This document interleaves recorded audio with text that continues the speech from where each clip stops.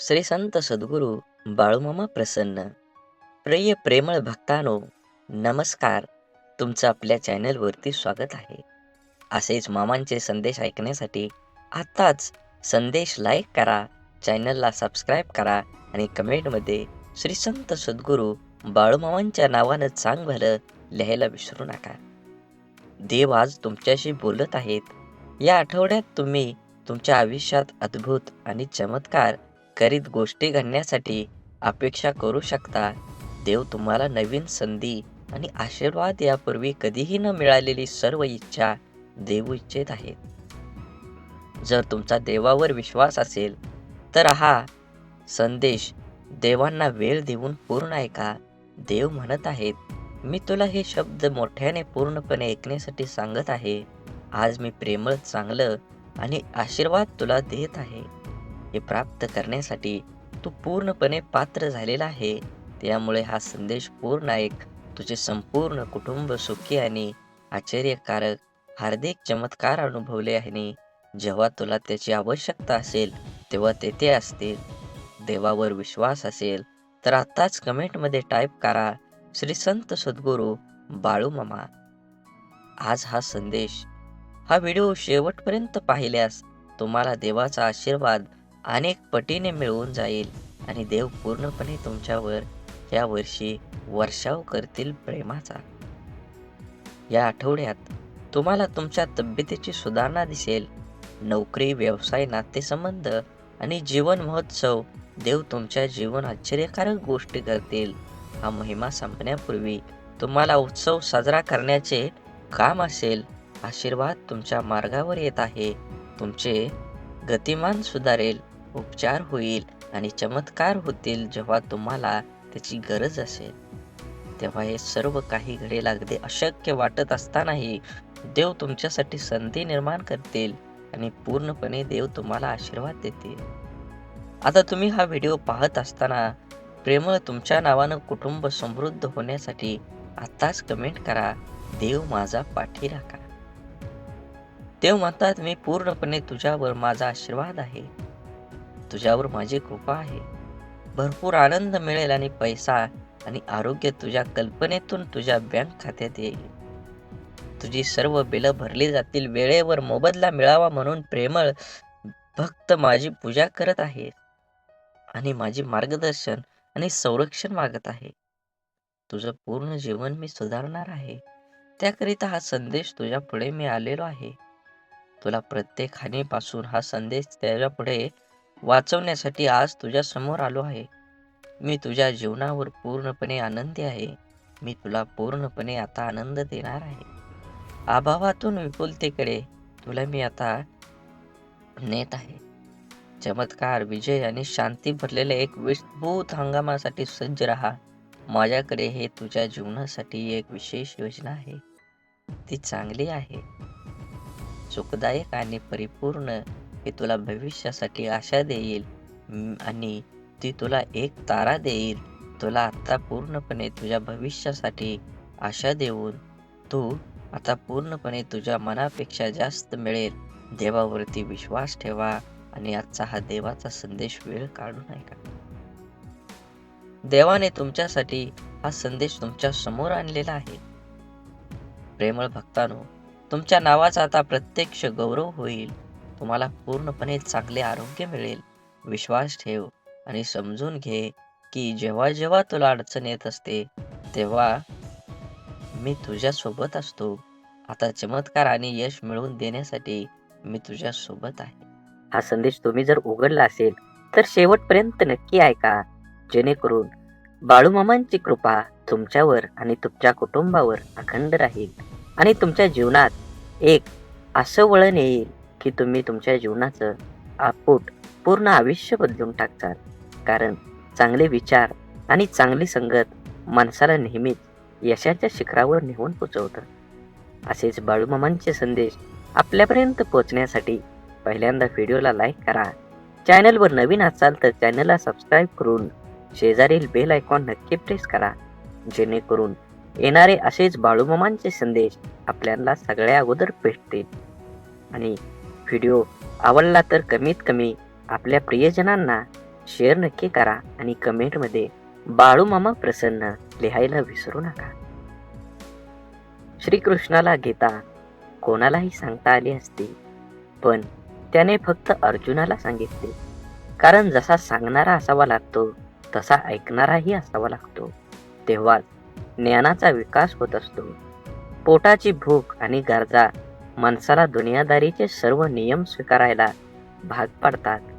कर्तृत्व आणि जगणं असं असावं, आपल्या असण्याचा प्रभाव आणि नसण्याचा अभाव हा जाणवलाच पाहिजे. म्हणून आनंदाने जगायचा सोपा उपाय काय असेल? जी माणसं हक्काने आपल्याकडे येतात ती परत जाता कामा नये, आणि जी जातात ते आपल्या लक्षात पण येता कामा नयेत. अडथळे तर क्षणिक असतात, पण त्या क्षणात खचून न जाता धीराने त्यांना सामोरं जाणं हेच तर आयुष्य आहे. जीवनात जलद गतीने मिळणारं यश अहंकार निर्माण करतं, तर उशिरा मिळणारं यश आपलं व्यक्तिमत्व तयार करतं. हरवलेल्या वस्तूही सापडू शकतात, पण एकच गोष्ट अशी आहे की जी एकदा हातातून निसटली की कोणत्याही उपायानं पुन्हा मिळू शकत नाही, आणि ती असते आपलं आयुष्य. म्हणूनच मनसोक्त जगा, पण शेवटी लक्षात ठेवा, माणुसकी धर्म हा कधीही सोडू नका. काटा जरी काट्यासारखा वागला तरी फुलानं आपलं फुलणं सोडायचं नसतं. जीवनाचं रस्तं खडतर असलं तरी रस्ता बदलून का होईना, परंतु चालणं सोडायचं नसतं. एखाद्या अडचणीत माणूस कामाला आला नाही म्हणून एकदा जोडलेलं नातं लगेच तोडायचं नसतं. हीच खरी मैत्री आणि हीच खरी नाती. जोडलेलं जपायला जमलं आणि जगणं जमलं हे आयुष्य एकदम सोपं होऊन जातं. परकेपणाच्या दुरावावर आपुलकीची फुंकर घातली ना की दुरावलेली नाती जवळ येण्यास वेळ लागत नाही. सोडून दिलेल्या भावना ह्या विरघळलेल्या चॉकलेट सारख्या असतात. फ्रीजमध्ये ठेवल्यानंतरही पुन्हा पहिल्यासारख्या आकार घेत नाहीत. म्हणून दुरावा कोणतंच नातं संपवत नाही आणि जवळीक कोणतीही नातं घट्ट करत नाही, तर नात्याची घेतलेली काळजी आणि केलेला सन्मान यामुळेच नातं अधिक मजबूत होतं आणि टिकत देखील राहतं. त्यामुळे नात्यांची काळजी घेत राहा. तुमचा आजचा दिवस निरोगी आणि आनंदी आणि यशस्वी जावो, हीच बाळूमामांच्या चरणी माझी प्रार्थना. बाळूमामा म्हणतात, नक्कीच तुम्ही तुमचं जीवन हे चांगल्या पद्धतीनं जगलं पाहिजे. आयुष्यात अशा माणसांचं असणं खूप आवश्यक असतं, ज्याला मनाची परिस्थिती सांगण्याची शब्दांची गरज नसते. विश्वासघात करणाऱ्या माणसाला जाब विचारण्यापेक्षा त्या माणसाची बोलणं सोडणं हीच त्या व्यक्तीसाठी मोठी शिक्षा असते. माणसाला कधी कधी पाठीमागं लागलेली संकटेच पुढे जाण्याचा मार्ग मोकळे करतात. म्हणून कधी कुणावर विश्वास ठेवू नका, आणि ठेवलात तर त्याच्यावर 100% ठेवा. गरजा आणि इच्छा यामध्ये खूप फरक असतो, आणि त्यांचा समतोल साधताना संपूर्ण आयुष्य निघून जातं. कधी कुणावर जास्त अवलंबून राहू नका. चालता चालता लोक विश्वासघात करतात हो. शब्द देऊन आस निर्माण करण्यापेक्षा साथ देऊन विश्वास निर्माण करणं हे सगळ्यात जास्त महत्त्वाचं. आयुष्य एकदाच मिळतं, जगायला शिकलं पाहिजे. माझा जन्म गरीब घरात झाला. माझ्याजवळ खानदानी संपत्ती नाही, जमीन नाही. परिस्थितीमुळे मला योग्य शिक्षण मिळालं नाही. ह्या आणि अशा कित्येक सबबी पुढे करणं, त्यावर चर्चा करून आता हातात आहे तो वेळसुद्धा वाया घालवणं म्हणजे दुःखाचं, अपयशाचं, अधोगतीचं खापर दुसऱ्यांवर फोडणं. दुसऱ्याची सहानुभूती मिळवून मनाचं समाधान करून घेणं हा वेडेपणा आहे. ज्याला आयुष्यात काही करायचंच नाही तो असे बहाणे शोधत असतो. ज्याला आयुष्यात काही मिळवायचं आहे, फक्त जगायचं नाही तर आनंदानं जगायचं आहे, तो कारण न सांगता आहे त्या परिस्थितीत आजूबाजूला लपलेल्या संधी शोधतो. एक माणूस पंखा साफ करण्यासाठी स्टूलवर एक पाय ठेवतो, तेवढ्यात दुसरा पाय ठेवणार, स्टूल तुटतो. तो माणूस वैतागतो, चिडचिड करतो, पण त्याची बायको म्हणते, तुमचं नशीब खरंच खूप चांगलं आहे, स्टूलवर चढल्यावर नाही तुटला, नाहीतर स्टूल बरोबर तुमचाही पाय तुटला असता. घटना एकच आहे, पण दृष्टिकोन दोन आहेत. विचारांची दिशा बदलली की दुःख, अपयश जीवनात जिंकायला, आनंदाने जगायला शिकवतात. म्हणून जगणं निरंतरक म्हणतो तो बेमान आहे. हवं ते घेता आलं पाहिजे. आयुष्य हे खूप मोठं दुकान आहे. आयुष्यात काय मिळवायचं आणि काय सोडून द्यायचं हे ठरवता आलं की जगणं कसं सोपं होतं. आयुष्यात आपल्याला जे नको असतं, जे आपण अगदी निग्रहाने टाळत असतो, तेच पुन्हा पुन्हा आपल्या पुढं येतं असं होतं का? कारण जे आपल्याला नको असतं तिकडे आपण नको तितकं लक्ष देतो. त्या गोष्टींना आपण नको तितकं महत्त्व देतो.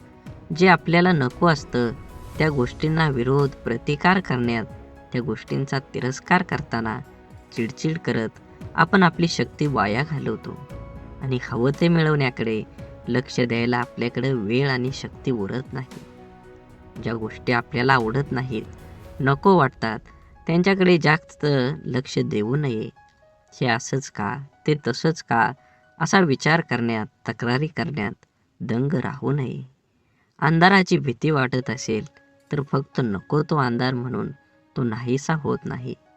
नेहमीच अंधाराला घाबरण्यापेक्षा अंधारात जाऊन काय होतं ते एकदा बघावं.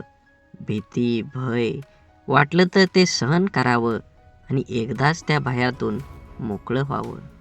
नसलेल्या भूतांची भीती कायम सोबत बाळगण्यापेक्षा मनावरच्या भीतीची भूत उतरवण्याचा प्रयत्न करावा. म्हणून दुःख, राग ठसठसणाऱ्या जखमेसारखे असतात. सकारात्मकतेने त्याचा पूर्ण निचरा केल्याशिवाय ते बरे होत नाहीत. आपल्या मनाविरुद्ध काही गोष्टी जेव्हा घडतात तेव्हा आपल्याला राग येतो, दुःख होतं. आपल्याला राग, आपला दुःख प्रत्येकजण आपल्या परीने पचवण्याचा, व्यक्त करण्याचा प्रयत्न करत असतो. काही जण अशा दुःखद परिस्थितीतही, मनस्थितीतही सकारात्मक विचार, कृती करतात. आपलं काय चुकलं याचं आत्मपरीक्षण करतात. निसर्गाच्या, ईश्वराच्या सानिध्यात जाऊन शांत राहतात. कोणी आपल्या दुःखाचं सुंदर कविता करतं. काही जण आपल्या मनातल्या भावना पेपरवर उतरवतात आणि मनाला मोकळं करतात. पण नकारात्मक विचार करणारे लोक सैरभैर होतात. आपल्या दुःखाचं खापर दुसऱ्यावर फोडत बसतात. आपल्यावर कसा अन्याय झाला आहे याचं प्रदर्शन करण्यासाठी स्वतःला व्यसनात बुडवून घेतात आणि स्वतःचा त्रास आणखी वाढवतात. आयुष्यात चांगल्या गोष्टी न बघता न मिळालेल्या गोष्टींकडेच लक्ष दिल्याने जीवनात नैराश्य येतं, मन उदास होतं, आपल्या क्षमतेवरचा विश्वास उडतो. जगण्यातले छोटे मोठे इतर आनंदही माणसाला घेता येत नाही. आयुष्यात आपल्याला हवं ते मिळण्याचे असंख्य अगणित मार्ग आणि पर्याय असतात. आयुष्यात काही मिळवायचं असेल, आनंदात जगायचं असेल तर आयुष्याचं मोल जाणून घ्यावं लागतं. स्वतःची किंमत ओळखता यावी लागते. स्वतःच्या क्षमतेवर, योग्यतेवर विश्वास असावा लागतो. जीवनात यश हवं असेल आणि आनंदी जीवन जगायचं असेल तर आपली मानसिकता ही सकारात्मक असायला हवी. जग जसं आहे तसे ते सर्वांना सारखंच आहे. आपल्यासाठी वेगळं व इतर लोकांसाठी वेगळं नाही.